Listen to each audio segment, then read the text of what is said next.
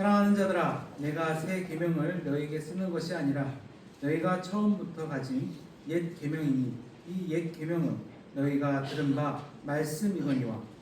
내가 너희에게 새 계명을 쓰니 너희와 너희에게도 참된 것이라. 이는 거듭이 지나가고 잠짓이 벌써 그치니라. 빛 가운데 있다 하면서 그 형제를 미워하는 자는 지금까지 어두움에 있는 자요.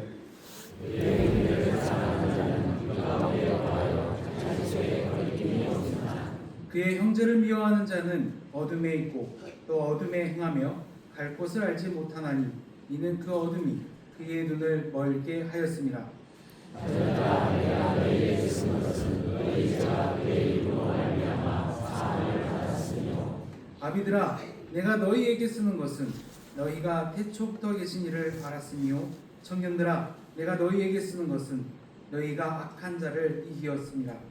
아비들아, 내가 너희에게 쓴 것은 너희가 아버지를 알았으며. 아비들아, 내가 너희에게 쓴 것은 너희가 태초부터 계신 이를 알았으며.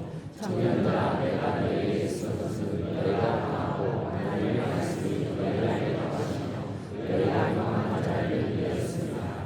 이 세상이나 세상에 있는 것들을 사랑하지 말라. 누구든지 세상을 사랑하면 아버지의 사랑이 그 안에 있지 아니하니. 이는 세상에 있는 모든 것이 세상과 안목의 영광과 세상의 사랑이 다 아버지께로부터 오는 것이며 세상으로부터. 함께 읽겠습니다. 이 세상도 그 조금도 지나가되 오직 하나님의 뜻을 행하는 자는 영원히 거하느니라. 아멘.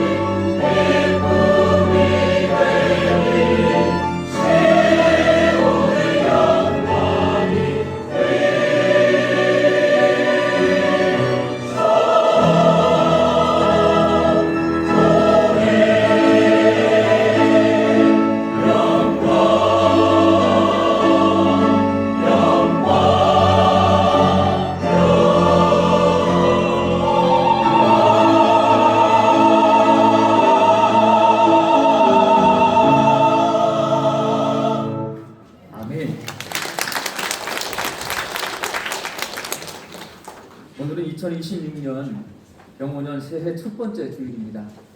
광주 양림교회 성도들이 올 한 해 동안에도 하나님의 은혜 안에 거하시기를 주님의 이름으로 축원합니다. 새해를 맞이한 우리나라 국민들은 아직 청산되지 않은 12.3 기상계엄의 후유증, 그리고 고환율, 고물가, 고금리의 삼중고로 인한 경제적 어려움, 양극화, 고령화와 인구 감소 문제로 고통을 겪고 있습니다. 현재 우리나라 현재 진행형 문제들이에요.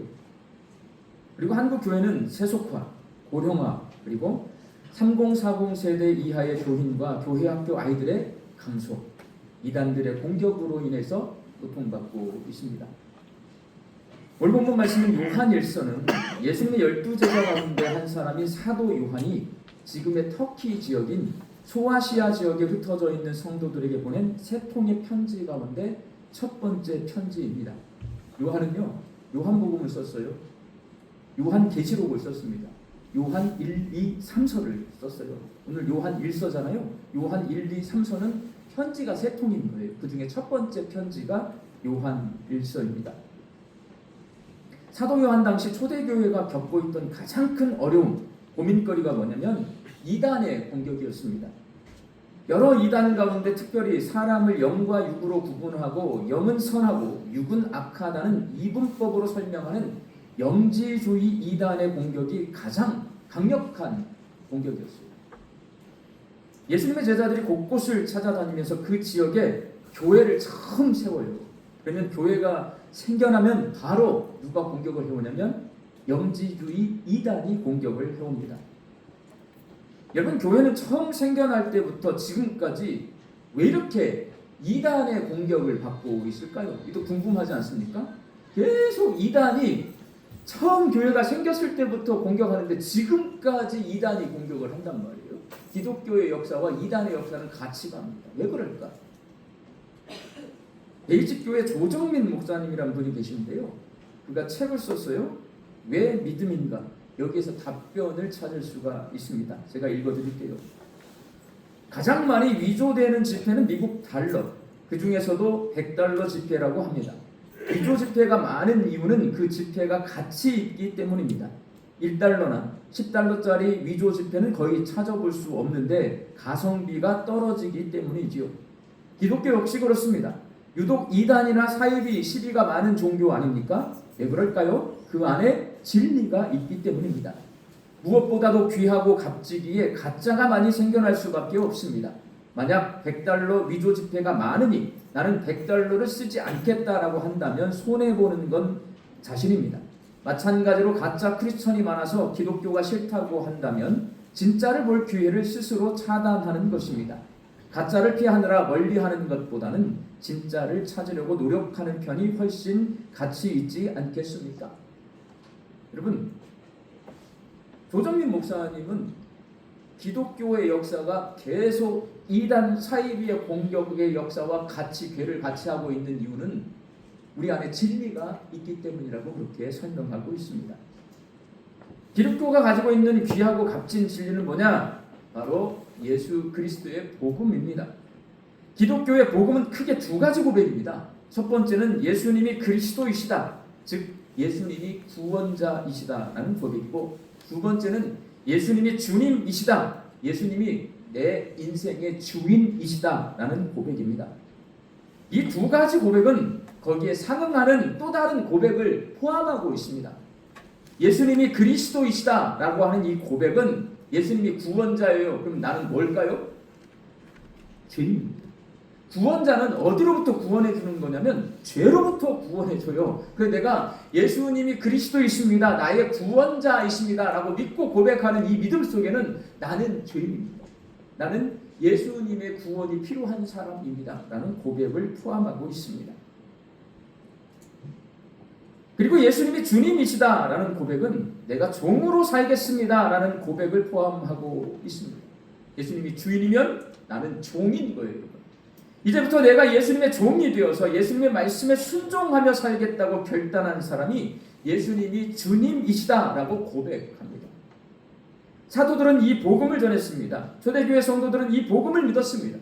그런데 영지주의 이단이 나타나서 성도들에게 예수님은 그리스도가 아니다. 예수님은 주인이 아니다. 라는 거짓 교리를 가르쳤습니다. 영지주의자들은 자기들이 죄인이 아니라 의인이고 종이 아니라 영적 존재인 주인이라고 가르쳤습니다. 내가 죄인이고 싶고 종이고 싶은 사람 아무도 없습니다, 여러분. 모두가 죄인이 아니라 의인이고 싶고 종이 아니라 주인이고 싶습니다. 근데 사도들은 가서 가르치는 거예요. 너희들은 다 죄인이야. 예수님이 너희들의 구원자 그리스도이셔. 예수님이 너희들을 위해서 대신 십자가에서 죄값을 치러 주셨기 때문에, 대속해 주셨기 때문에 너희들은 이제부터 예수님의 종이야 라고 가르쳤어요. 이게 복음이에요. 영지주의 이단들은 예수님 구원자 아니야. 너희들 종 아니야. 구원이라고 하는 것은 영적 지혜를 깨달은 사람이 구원에 이를 수 있어.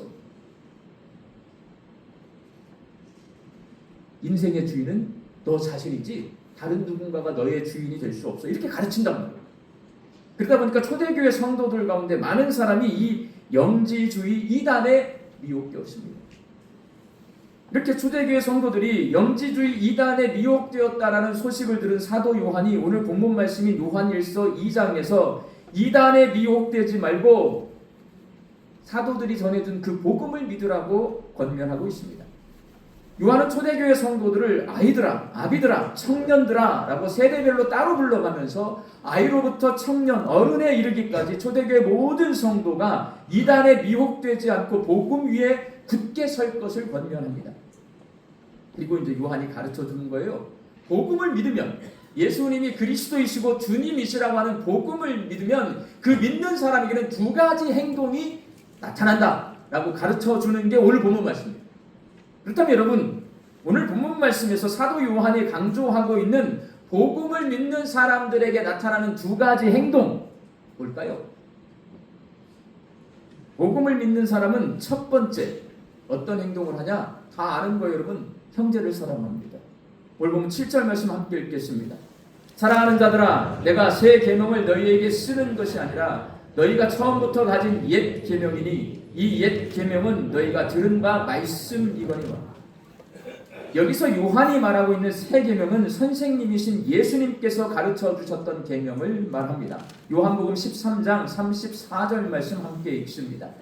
새 계명을 너희에게 주노니 서로 사랑하라. 내가 너희를 사랑한 것 같이 너희도 사랑하라. 요한이 말하고 있는 새 계명, 형제 사랑을 말합니다. 요한이 형제 사랑을 새 계명이 아니라 옛 계명이라고 말한 이유, 이건 누가 가르쳐 준 거예요? 예수님이 가르쳐 준 거예요. 이건 구약 성경에 이미 써 있는 거예요. 옛 계명인데 예수님이 왜 새 계명을 말하고 있냐면, 옛날에는요 모세가 말할 때는 하나님을 사랑하라, 이웃을 사랑하라 이렇게 가르쳤어요. 근데 예수님은 한마디 더 하셔요. 내가 너희를 사랑한 것 같이라는 말이 들어갑니다. 예수님이 사랑하는 방법을 몸소 보여주셨는데 어떻게 보여주셨냐면 죄인들을 위해서 인간의 몸을 입고 신이 이 땅에 오신 거예요. 자기를 희생했어요. 죄인들을 위해서 십자가에서 죽으셨어요. 그걸 몸소 보여주셨어요. 그러니까 사랑이라고 하는 것은요, 자기 희생이에요. 내 희생이 들어가서 사랑을 하는 거예요. 그게 새 계명이었어요. 요한은, 그리고 다른 사도들은 그 새 계명을 첫 성도들에게 가르치기 시작했어요. 이제 그건 새 계명이 아니라 옛 계명이 되었습니다. 요한은 복음을 믿고 구원받았다고 말하면서 형제를 사랑하지 않고 미워하는 사람은 아직 구원받지 못했다라고 말합니다. 오늘 보면 9절 말씀 함께 읽습니다. 빛 가운데 있다 하면서 그 형제를 미워하는 자는 지금까지 어둠에 있는 자예요. 형제를 미워하는 사람, 복음을 믿지 않는 사람이고 아직 죄와 사망 권세의 어둠 가운데 있는 사람이고 구원받지 못한 사람이라고 요한은 이렇게 단언합니다. 이 오늘 말씀을요 가볍게 안 읽고 곰곰이 읽어보면 굉장히 심각해요. 내가 누군가를 미워하고 있잖아요. 그러면 자, 복음을 믿는 거예요, 안 믿는 거예요? 안 믿는 거예요. 자, 복음을 안 믿어요. 구원 받은 거예요, 안 받은 거예요? 안 받은 거예요. 이런 결론에 도달할 수 있는 말씀입니다. 복음을 믿는 사람은 형제를 사랑합니다. 오늘 보면 10절 말씀입니다. 함께 읽습니다. 그의 형제를 사랑하는 자는 빛 가운데 거하여 자기 속에 거리낌이 없으나. 여기서 자기 속에 거리낌이 없다라는 말은 다른 사람이 죄를 짓지 않게 한다는 말인데요. 이런 거예요. 내가 남을 미워해요. 그럼 그 사람이 나를 좋아할까요? 미워할까요? 미워해요. 내가 남을 미워하면 그 사람도 나를 미워합니다. 그러면 나도 죄를 짓지만 그 사람도 나를 향해서 죄를 짓게 만든다는 거예요. 반대로 내가 남을 사랑하면 상대방도 나를 사랑합니다. 복음을 믿고 구원받아서 빛이신 하나님 안에 있는 사람은 형제의 사랑을 실천하며 산다. 요한의 가르침입니다. 그리고 복음을 믿는 사람이 하는 두 번째 행동, 욕심 부리지 않기. 오늘 보면 15절 말씀 함께 읽습니다.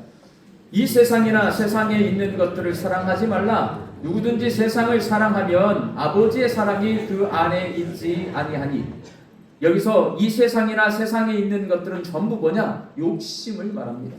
복음을 믿는 사람은 욕심 부리지 않는다. 너무나 당연한 말이고요. 많이 들은 말 아니에요, 우리가. 요한은 사람이 욕심을 가지고 있는데 이 사람의 욕심은 세 가지로 정의할 수 있다고 말합니다. 오늘 보면 16절 말씀입니다. 함께 읽습니다. 이는 세상에 있는 모든 것이 육신의 정욕과 안목의 정욕과 이생의 자랑이니 다 아버지께로부터 온 것이 아니요 세상으로부터 온 것이라. 육신의 정욕, 안목의 정욕, 이생의 자랑. 제가 불교 철학 공부했는데요. 불교에서도 욕심을 굉장히 인간이 버려야 될, 비워내야 될 것으로 그렇게 강조를 하고 굉장히 많은 욕심에 대한 이야기를 해요. 근데 성경은 참 쉬운 것 같아요. 불교는 욕심에 대해서 알려면요 엄청나게 많은 고민을 해야 되고 연구를 해야 되는데 성경은 딱 세 개로 구분을 해주잖아요. 이거 너무 좋아요. 이거. 육신의 정욕, 안목의 정욕, 이생의 자랑. 이게 인간 욕심의 시작점이다 말하고 있어요. 이런 겁니다. 아담과 하와가 선악과를 먹지 말라는 하나님 말씀에 불순종해서 선악과를 먹었던 것이 바로 육신의 정욕입니다. 눈으로 선악과를 봤을 때 먹음직해 보이고 보암직해 보여요. 안목의 정욕입니다. 선악과를 먹고 하나님처럼 되기를 원하는 것이 이생의 자랑입니다. 내가 하나님처럼 영광받고 싶어요. 나 하나님처럼 되고 싶어요. 이생의 자랑입니다. 이걸 몸소 우리에게 가르쳐 주신 분이 누구냐? 예수님이십니다. 예수님이 사역을 시작하시기 전에 광야에서 40일 동안 금식 기도를 하신 후에 사탄에게 세 가지 시험을 받았는데 그 시험이 바로 육신의 정욕, 안목의 정욕, 이생의 자랑에 관한 시험입니다. 사탄이 예수님께 돌로 떡을 만들어 먹으라고 시험했어요. 40일 동안 밥을 굶으셨는데 돌로 떡을 만들어 먹어라. 제가 금식 기도 해봤어요. 40일 금식했어요. 떡 먹으면 어떻게 될까요? 죽어요, 여러분. 40일을 금식하고 돌로 떡을 만들어서 먹잖아요. 죽어요. 40일 금식하면 떡 못 먹어요. 바로 죽습니다. 40일 금식하면 미움 먹는 거예요. 미움.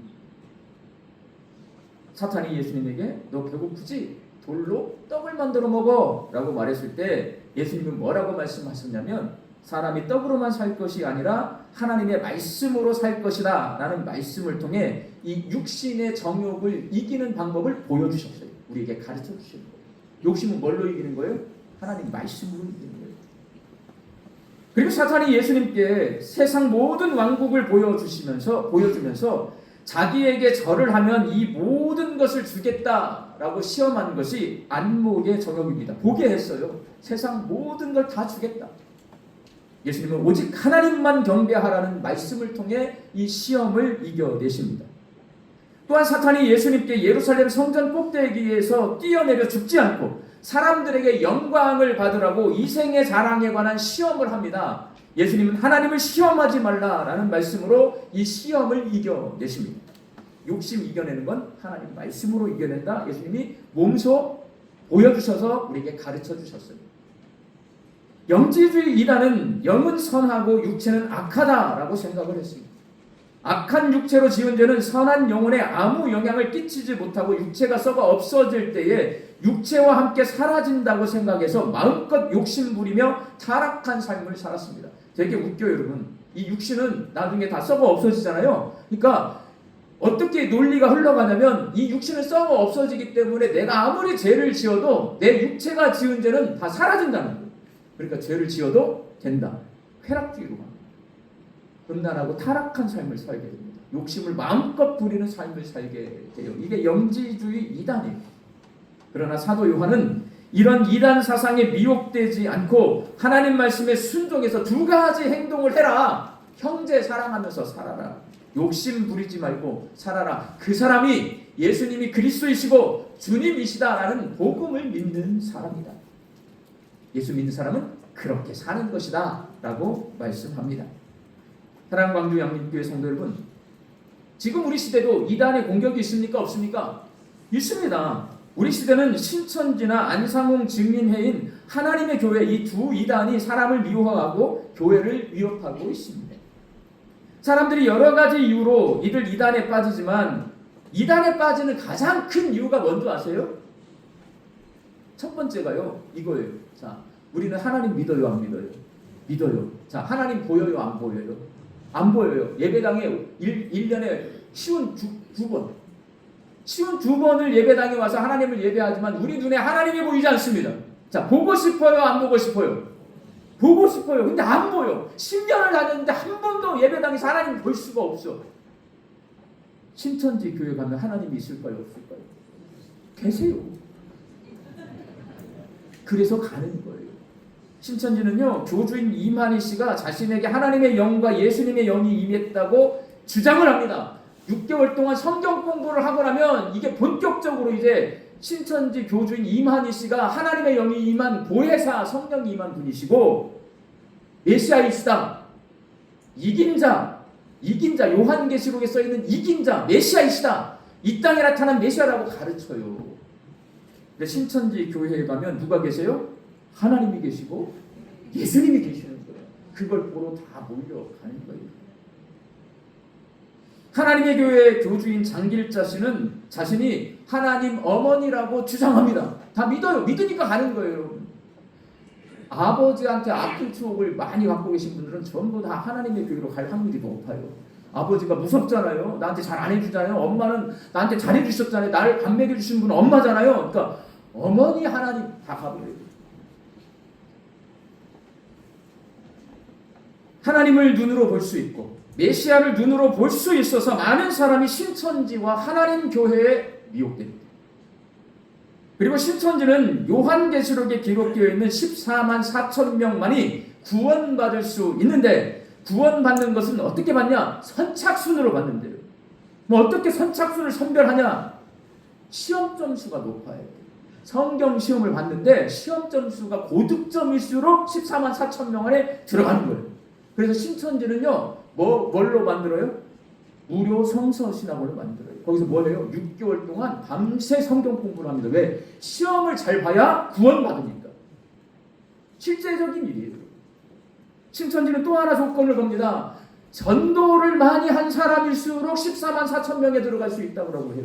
그래서 신천지는요, 물불을 가리지 않고 전도를 합니다. 속여서, 남을 속여서 막 연극을 해가지고, 연기를 해가지고 그 교회를 끌고 갑니다. 왜? 내가 14만 4천 명 안에 들어가야 하니까. 자, 신천지가 뭘 유도하고 있는 거예요? 경쟁을 유도하고 있는 것입니다. 14만 4천 명 구원받은 숫자에 내가 들어가려고 경쟁 구도를 만들었는데 또 사람들이요, 또 경쟁 좋아해요, 싫어해요? 저는 싫어하지만 대부분의 사람들은요, 경쟁 좋아합니다. 그래서 서둘러서 14만 4천 명에게 들어가려고 신천지 교회로 다 가는 거예요. 하나님의 교회는요, 어떤 방법을 쓰냐? 우리와 다른 차별화 방법을 씁니다. 하나님의 교회는 유월절을 철저히 지킵니다. 우리 유월절 지킵니까? 안 지킵니까? 우리 교회 유월절 안 지키잖아요. 그러니까 하나님의 교회 가면 유월절을 안 지키면 어떻게 되냐? 성경에 유월절, 장막절, 칠칠절을 안 지키면 하나님께서요, 구원 못 받게 한다고 해놨어요. 죽게 될 것이라고 말했어요. 그 근거 본문을 가지고 개신교회들, 기존의 양림교회 가면 유월절을 안 지키잖아. 성경이 유월절 안 지키면 안 된다고 말했잖아. 근데 우리 교회는 유월절 지켜. 양림교회 갈래? 하나님의 교회 올래? 다 하나님의 교회로 갑니다. 그럼 묻겠어요. 우리는 유월절 왜 안 지켜요? 그 대답을 못 하잖아요. 유월절 지키러 가십니다. 우리 교회는 유월절을 왜 안 지킬까요? 성경에 써 있는데 유월절을 뭘 기념하는 거예요? 출애굽 사건을 기념하는 겁니다. 우리는요, 출애굽 사건이 예수님의 구원 사건의 예표라고 생각을 해요. 우리는 예수님의 구원 사건을 기념합니다. 그날이 어떤 날이에요? 부활절 아닙니까? 그래서 우리 개신교회, 기독교의 가장 큰 명절은 부활절입니다. 예수님이 우리를 구원하시고 죽은 자 가운데서 다시 살아난 날, 우리는 부활절 지킵니다. 하나님의 교회에서는요, 성탄절을 로마 황제가 지정한 국가 공휴일이었는데 그것을 개신교가 잘못 알아가지고 지금 성탄절 명절로 지키고 있다고 공격합니다. 그리고 자기들은 구약에 있는 절기를 잘 지키는 하나님의 명령에 순종하는 교회라고 주장합니다. 그래서 많은 사람들이 6월절, 7.7절, 장막절 지키러 다 하나님의 교회에 달려갑니다. 이게 뭐냐면 차별화 정책. 양림교회는 그거 안 지키는데 우리 교회는 지킨다. 이거 지켜야 구원받는다. 차별화 정책이에요. 그 차별화 때문에 전부 다 하나님 교회로 갑니다. 사도 요한이 이들 이단에 미혹되지 않도록 가르쳐주는 방법, 너무나 당연한 말, 우리가 너무나 잘 알고 있는 말, 형제를 사랑하고 욕심 부리지 말라입니다. 여러분, 수단과 방법을 가리지 않고 경쟁 의식을 부추기고 차별화 정책을 써서 사람들을 미혹하고 있는 이단들의 포교 전략과 방법에 대응하기 위한 방법, 형제를 사랑하십시오, 욕심 부리지 마십시오. 자, 이게 대응이 될 것 같아요? 안 될 것 같아요? 너무 우리 많이 들었던 얘기잖아요? 너무 많이 듣고 막 회개하고 이거 한번 해봤던 거 아니에요, 여러분? 여기에 형제 사랑을 다짐하지 않은 분은 아무도 없을 것 같아요.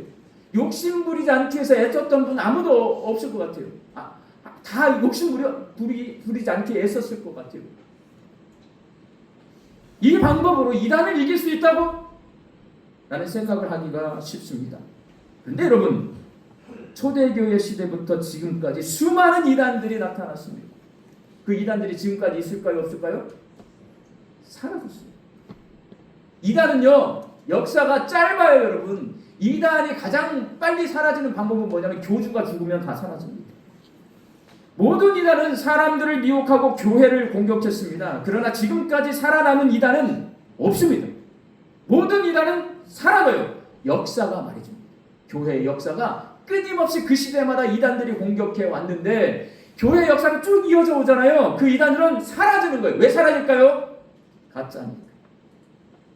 그래서 우리는 알 수 있어요. 신천지와 하나님의 교회가 영원할까요? 사라질까요? 사라지게 될 것이라는 것을 알 수 있습니다. 반면에 교회는 형제의 사랑과 욕심 부리지 않기로 이단과의 싸움에서 이기고 든든히 서가고 있습니다. 과거 역사를 보면 알 수 있습니다. 우리 주님 다시 오실 때까지 교회는 흥왕하여 든든히 서갈 것입니다. 왜냐하면 이단의 교주는 적 그리스도요 가짜 하나님입니다. 그리고 이단의 구원론은 거짓이지만 형제의 사랑과 욕심 부리지 않기는 변함없는 진리예요. 예수님이 그리스도이시다, 예수님이 주님이시다라고 하는 진리인 복음을 믿는 사람은 형제를 사랑하게 되고 욕심을 부리지 않게 됩니다. 이건 진리입니다. 진부해 보이고 지루한 말처럼 들려도 그것이 변함없는 진리라는 말씀입니다. 복음을 믿고 형제를 사랑하고 욕심 부리지 않는 성도는 하나님의 자녀입니다. 하나님의 자녀는 성경에 써 있는 것처럼 죄와 사망 권세를 이깁니다. 오늘은 2026년 첫 번째 주일입니다. 많은 사람이 새해가 되면 새로운 다짐을 합니다. 운동을 해야 되겠다, 다이어트를 해야 되겠다, 독서를 하겠다, 담배를 끊겠다. 여러분은 2026년 이 새해에 어떤 다짐을 하셨습니까? 하나님께서는 복음을 믿고 구원받은 우리 광주 양림교회 성도들에게 오늘 본문 말씀을 통해 새해에는 두 가지 하라는 거잖아요. 뭐 하라는 거예요?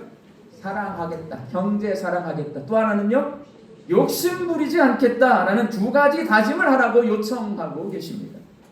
이전에 많이 듣고 실천하기 위해 무던히 애쓴 말씀이고 너무나 당연한 말씀이지만 이 말씀은 수천 년 동안 성도들의 신앙을 지켜온 능력의 말씀이고 교회를 흥왕하여 든든히 세워온 진리의 말씀입니다.